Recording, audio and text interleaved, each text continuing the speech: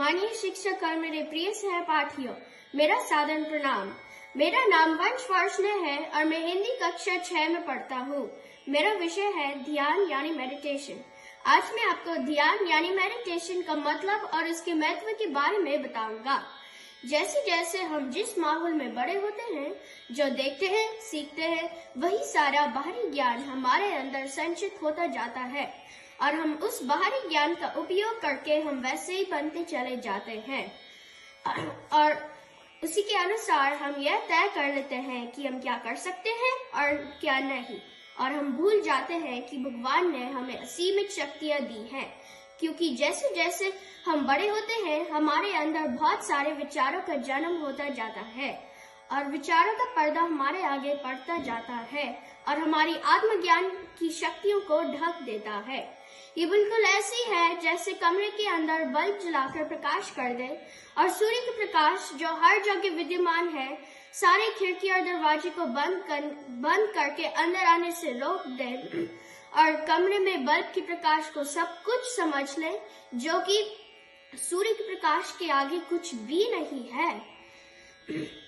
इसी तरह से हमने भी अपने बाहरी ज्ञान को सब कुछ समझ लिया है, जो कि हमारे आत्मज्ञान के आगे कुछ भी नहीं है। अज्ञानता का पर्दा हटाकर अपने आत्मज्ञान से परिचित होने की प्रक्रिया को ही ध्यान कहते हैं। जब हम छोटे होते हैं तो ये पर्दा ना के बराबर या फिर बहुत हल्का होता है, लेकिन जैसे जैसे हम बड़े होते हैं तो ये पर्दा भी मोटा होता जाता है। अगर हम बचपन से ही ध्यान का अभ्यास करें तो ये पर्दा कभी नहीं रहेगा, क्योंकि हम अपने सीमित ज्ञान के आधार पर ही सही और गलत का निर्णय लेते हैं और अपने जीवन को खुशी से जीने की कला को खो देते हैं, जिससे जीवन एक बोझ की तरह से लगने लगता है।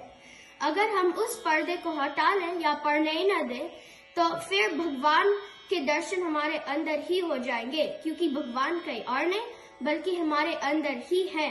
भगवान को हम देख नहीं सकते, छू नहीं सकते, पा भी नहीं सकते, वे सिर्फ हमारे अंदर महसूस कर सकते हैं।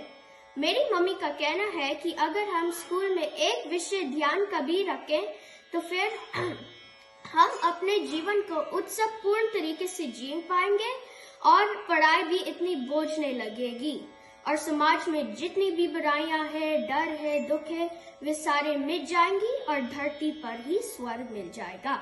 मुझे ध्यान से सुनने के लिए धन्यवाद।